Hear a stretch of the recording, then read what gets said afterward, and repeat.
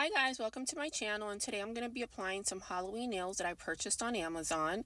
I really love Halloween. I think it's a fun holiday, so I got some theme nails and I decided to get pink, which is not really traditional Halloween colors, but of course it's full of spiders. Let's go ahead and open this, and as always we got our kits of files and cuticle pushers, another file, and then this is like little sticky pads. You're supposed to apply them on your finger if you don't want to use glue.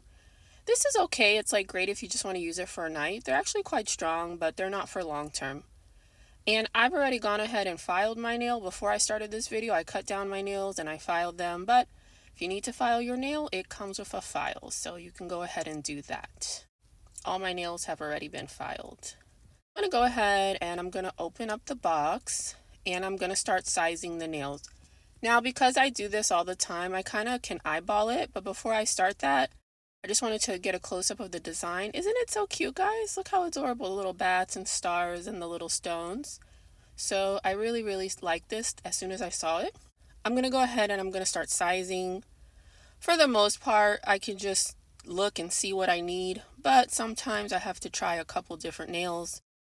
Because these aren't handmade for me, I always have one nail that doesn't fit perfectly, and it's usually my middle finger. Like, this is way too big. I'm going to have to find another piece, but usually my middle finger I struggle with, but not always. It depends on the nail sets. Sometimes it's another finger, but I always have at least one that doesn't fit perfectly, because like I always tell you guys, if you don't have them custom made, they're not going to fit perfectly for at least one or two, not all of them. So now that I've gone ahead and I've gotten all my nails set aside, that's very important, set your nails aside first. I'm going to go ahead and I'm going to start pushing my cuticle back to get that nice rounded look, and to just get any dead skin and nails and anything pushed back, because you want as clean of a surface as possible. So now that I'm done pushing my cuticles back, I'm going to go ahead and I'm going to file my nails with my e-file to remove any shine, and I'm going to really get in the cuticle that I just pushed back to clean it all off. And then I'm going to go over my entire nail. So first you want to go around the cuticle, and then you want to go over the entire nail. And you want to keep it flat like I have it, you see? So you're not damaging your nail. Now, if you don't have an e-file, that's okay. You can use a buffer block and just make sure you like really buff it really nice. And this is a fine buffer block. You don't want to use anything coarse on your natural nail. Or you can use this little buffer that is supplied. Just use the pink side and just go over it just like you were doing with the buffer block, and make sure to get all the little crevices of your nail to get as much of the shine off as possible.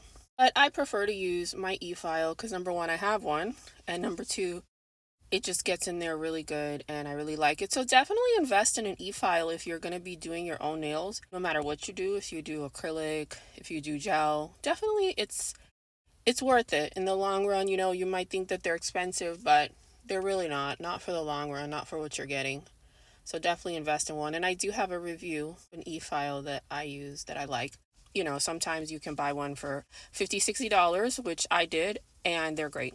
Now I'm going to use a nail dehydrator, and this is just to completely dehydrate the nail. So you just added grit to your nail, and now you're dehydrating the nail. And as always, I like to come back and just file the nail itself because I want to remove as much of the smoothness as possible. I don't want any smoothness on my natural nail, and I don't want any smoothness on the fake nail. This is all stuff you got to do beforehand, guys. Now I'm going to get my glue and I'm going to start applying the nail, and I'll always apply a generous amount, but only to your nail, not on your skin. I wanted to let you guys know to do this one at a time because this nail dries really quickly. So you don't want to put it on all your nails and then do it, because that's just going to not give it that really nice sticky effect because they dry really fast. So one at a time, and then press down to really get it attached to the nail. And don't put it over your cuticle, put it right at the cuticle and then press down. See, my finger got a little stuck there. It's because this is really strong glue. So once you've done one nail, go ahead and move on to the next, and just keep that routine of applying a generous amount on your nail. Apply, press down, and hold.